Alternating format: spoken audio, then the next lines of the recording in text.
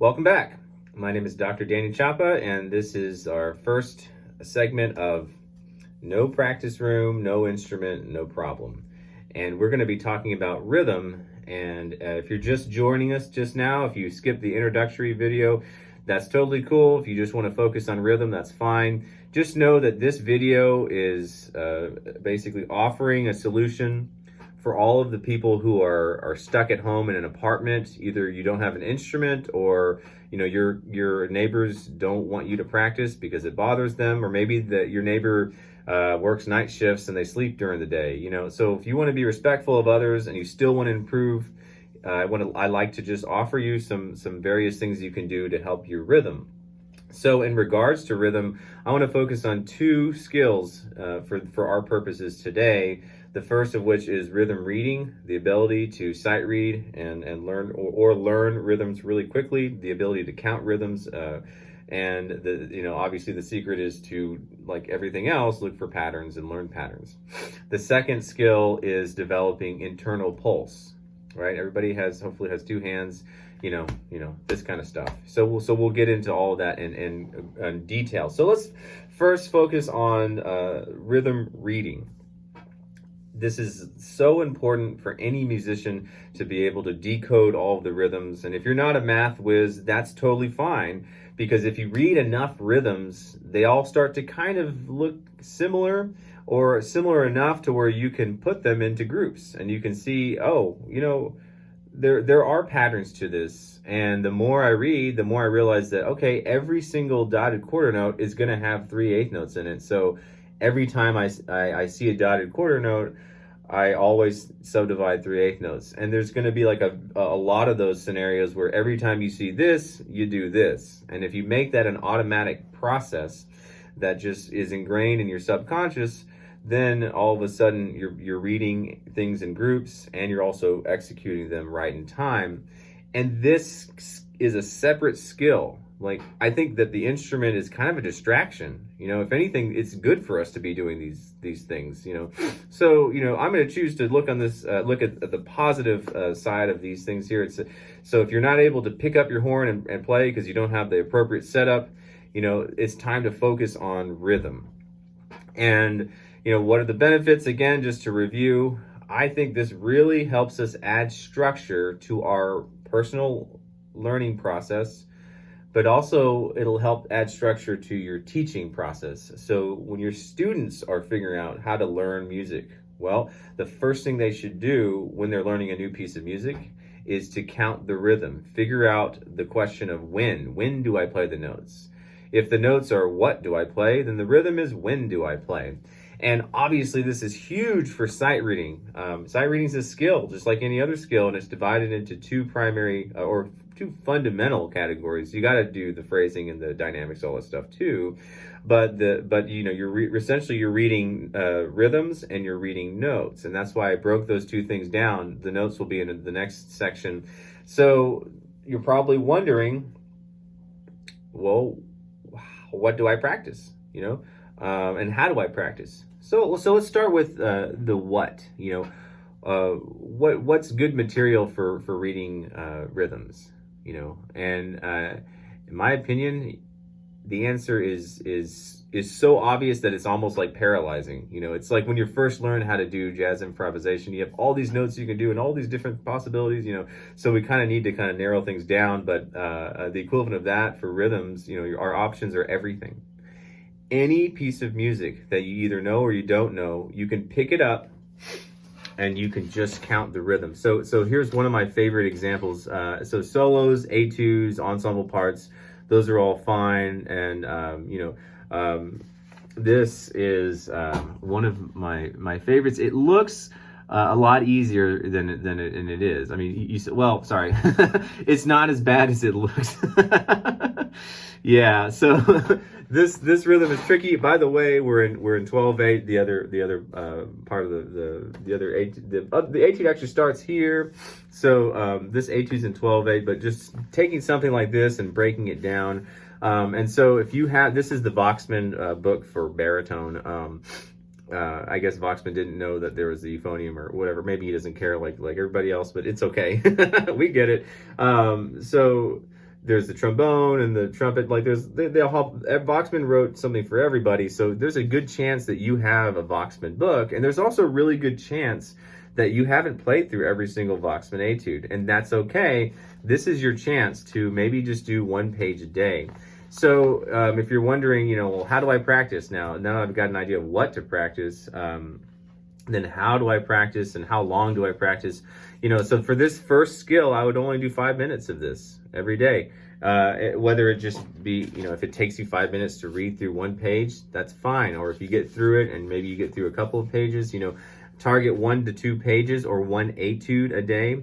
And you can also work on the rhythms on your solos. You can go on IMSLP and look up music and read through your favorite Mozart concerto.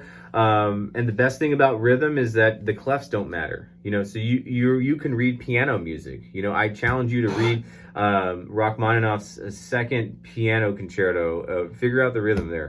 Go through each page and figure out the rhythm for the top line and the bottom line. And my suggestion for how to do it, is to count and sing, or say it on a neutral syllable. So let's just say you're sight reading something and you want to work on sight reading rhythms. The very first time you do it, you might do it on ta, and then if you want to figure out, well, how would I learn this? How would I teach this? Then count it out with your 1 and 2 and system, And there are obviously a lot of other resources that are great for learning how to read rhythms and learning how to start perceiving rhythms in chunks and in groups. One of my favorite texts, there are many, is this book here. This is by Belson here, Louis Belson, Modern Reading. And all these examples are in this book are in 4/4 time. And I actually have a PDF copy of the first 20 or 25 pages, and so I'd be happy to share that with you. I'm sharing for the purpose of study. You're not going to perform this, but you're welcome to buy this book too. And just maybe just spray down your package when it comes in the mail. I'm just kidding. But anyway, so I just want to give you a little taste of this book here, kind of what it has to offer. Maybe I might do some fun editing things. Or maybe you can just read it right here as I hold the music up to the camera. So if you see here, this first example has essentially quarter notes and eighth notes. And if you want to take this challenge on, I would just recommend getting this PDF for me or buying this book and just do 1 page a day. Again, you can sight read it on ta or la or whatever syllable you like. And you can also go through and count it. And as we're looking for patterns, this is primarily quarter notes and eighth notes. So I would practice conducting first, just a 4/4 pattern, down, in, out, up. You're going to learn more about conducting, but you got to do it for your oral skills class anyway, or there's a good chance you have to do, maybe you have to do the subdividing, tapping thing too. That's fine. Do that just like you do in oral skills. I love this book though because we'll go back to this example here, and I just want to give you a little hint for reading rhythms, especially when they're in this kind of this fundamental form here. Essentially, you just have 2 variables. You have downbeats and pickups. So don't think about where to come in on that first note, on that first eighth note there. Think about where does it go. So the first measure of this this little book here, this exercise, is essentially a pickup to beat 2. So this measure is all about learning how do I do a pickup into beat 2. This measure here is learning how do I do a pickup into beat 3. How do I go into a beat 4? And then this one goes into beat 1 if you put a little beat 1 at the end of it. So when you're conducting, you can relate that, okay, 1 and 2, 3, 4. Okay, the next measure, 1, 2, and 3, 4. And then the next measure, 1, 2, 3, and 4, 1. And so I think that if we just use this text here or other texts that are similar, that are basic to where you can see, oh, really, it's just a matter of ups and downs, and the ups are like pickup notes. And if I wanted to add a little bit more musicianship to this, then I would give that pickup note that like energy, that leading energy. And the best way I can describe it is like the same way that 5 leads to 1, 5, 1, we get there. Yeah, okay. It's like we build tension and release it. You can build tension on the upbeat and release on the downbeat. 1 and 2 and 3 and 4, right? And so by doing that, all of a sudden it's not just reading, but it's also there's added little bit of phrasing, and it's the most basic phrasing that you can think of. Dr. Bowman, my teacher, used to call it the 1-2 punch. 1 2 1 2 1 2 1. And as you're practicing these rhythms, you can also incorporate how would I energize pickups, so that it makes it puts you in a situation where you get a chance to do some very musical things at a very basic and fundamental level.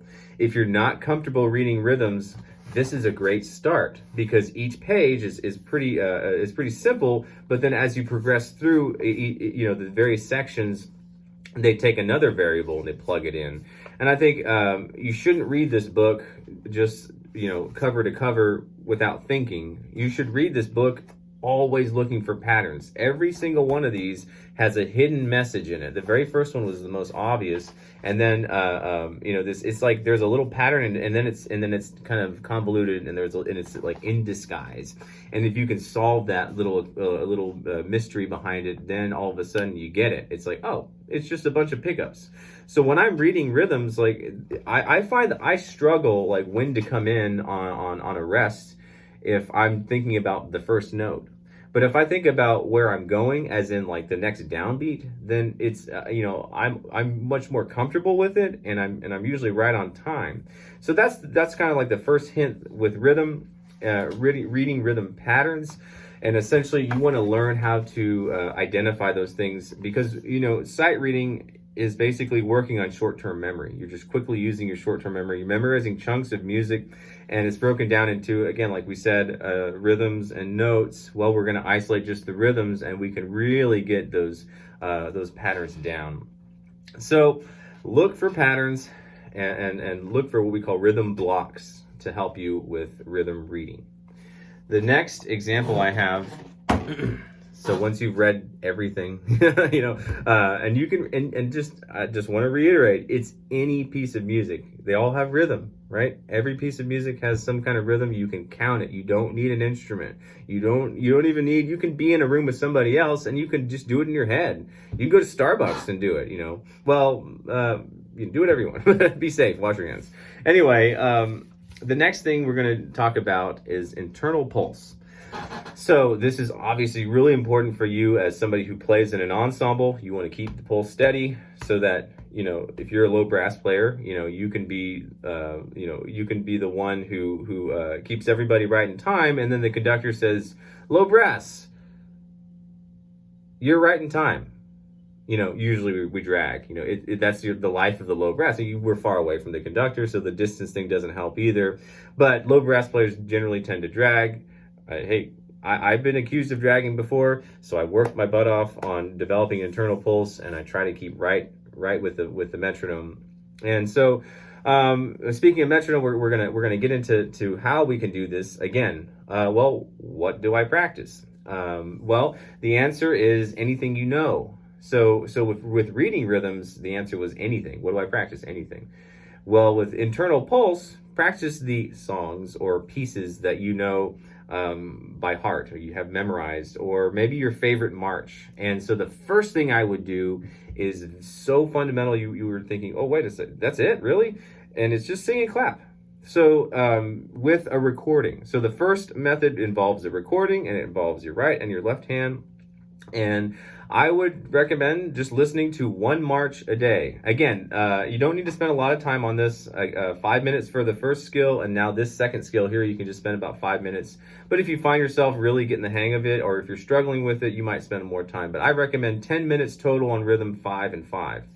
So just listen to like a march and listen to it twice. So I'm going to sing the beginning of one of my favorite marches, the Stars and Stripes Forever. Bum bum ba bum bum bum bum bum bum bum bum bum bum ba bum bum bum. And you can clap the quarter notes, so you can clap the half notes or whatever. But just go right with the beat. It's really obvious. You're just clapping along, with the bass drum. And fun fact, in the Sousa band, the highest paid member was the bass drum player. Anyway, so be the bass drum, just lay down the downbeats. Lay down all the big beats. That's the most obvious thing that you're going to do as the conductor. You obviously do lots of other things as a conductor too, but one of the most fundamental things that you have to do is lay down the time for everybody to play together. And so you don't need an instrument for this. You can just use your two hands, right? And so I would then, after you play, or let the music play. You can also use headphones too. That doesn't bother anybody. You know, if you don't blast your speakers, you know, unless it's an appropriate situation for you to do that. But if you're worried about your neighbors, got your headphones and listen to it the second time. And now here's the kicker. You know, you probably maybe have already done this before, where you're clapping, or maybe you're driving and you're kind of grooving to stuff. We're always in tune to the downbeats. Now, it takes a little bit more effort, or maybe you just have to really be comfortable with rhythm to lay down the backbeats. So first time do downbeats, second time do offbeats or backbeats, you know. So here's the Stars and Stripes again, just me singing, just pretend like the recording's going on right now. Bum bum ba bum bum bum bum bum bum bum bum bum bum bum bum bum bum, and so forth. So you press play and then you sing along and clap with the offbeats. I challenge you to do that, and if that's uncomfortable, just do it more. Just keep practicing it and just pick the simplest melodies or the simplest things that you know. I recommend just do one march a day and do it twice, on beats, off beats with the clapping. So that's just one thing you can do to help develop internal pulse. And the recording that you listen to is important. You know, I recommend the President's Own Marine Band, or if you're listening to a band, any professional, like premier military band, all the service branches, the Navy, Air Force, all that stuff. All those groups, the premier groups, we're going to have impeccable timing. It is 100% on point with the rhythm. And I wouldn't listen to bands that fluctuate with the time, because that's, you know, it's like it's poison. You want to don't listen to that. And it doesn't have to be a march, but just it's got to be something that's right in time. And that takes us to the next thing that's right in time, and that's the metronome. And so, if you want to further your development of rhythmic pulse, I would take whatever solo you're working on, whatever etudes you're working on. And I would sing and clap with the metronome. So if you can't play your horn, you can sing, right? So if I was practicing the Stars and Stripes Forever, you know, the euphonium part, I would have the metronome going, and I would clap with the metronome. Bum bum ba bum bum bum bum bum bum bum bum. So if I'm clapping with the metronome, I'm following. You know, I'm learning how to follow. The metronome is giving me the answer, and I'm simply following. Okay, you think about it. When do I need to have the skills of being a follower? Besides, well, is there any skill in following on Instagram? But when do I need to be a good follower? Well, ensembles, right? You got to follow the conductor. You have to follow the section leader in terms of time and pulse. And that's great. That's an important skill to have. But the metronome, yes, the metronome helps you develop pulse, and you can gain a lot from that. But you won't go all the way unless you, again, flip the script and have the metronome lay down those downbeats, and you're doing offbeats. Bum, bum, ba bum, bum. So you're getting, you know, all the downbeats with the metronome, and then you're just clapping on the offbeats. And while you sing. And so it's really important that you multitask. And then if you're in an extreme situation where you don't want to make noise, do it in your headphones, listen to your headphones, or put the metronome on your headphones, and just do it in your head. You know, really, we're just brain training here. You know, we're ear training and brain training. You know, we're feeling the pulse, and the more we understand it, the more we digest it, and the more it kind of settles into us. You know, oh yeah, I got the pulse locked in, and I'm really comfortable with this. So you can challenge yourself then one more way. You know, the third way is basically what I've just been doing, and that's to just turn off the metronome and try to sing whatever solo or etude that you've been assigned in your lessons, or whatever you were assigned before we took off for spring break, and sing and clap without a metronome on the downbeats, sing and clap without a metronome on the offbeats. So all of these skills, again, go towards the rhythm category, and it's really important that we take advantage of the time we have, because when is the next time that we have another built-in vacation, besides the summer, right? And maybe you're working during the summer or whatever. Maybe you're working right now. When you get home from work, just take a good 10 minutes, 5 for the first skill and 5 for the next skill. And you can always do more, explore it, get better at it. And if you're wondering, well, how much of this should I do, and how many days of the week should I do this? And the answer is, do it every day until it's easy. And then when it's easy, you can do it anytime. And why am I going through all this trouble to talk about rhythm? Why did I take 20 minutes on a video, to go over rhythm? And the answer is simple, because you want to have rhythm down and ready to go so that you can do other things. Other things might be transposing when you're looking at a score, or it might even be something office related. You might not even have time to score study as a band director or orchestra director or music educator, because you're dealing with paperwork, you're dealing with meetings, you're dealing with parents, you're dealing with things like what's going on now.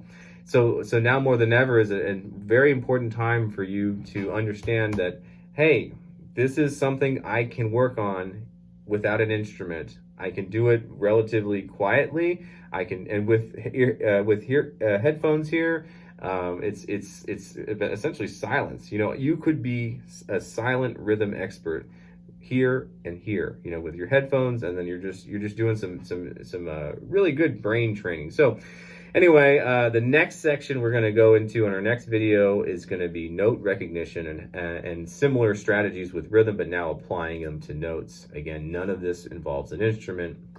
So that's it for our first video.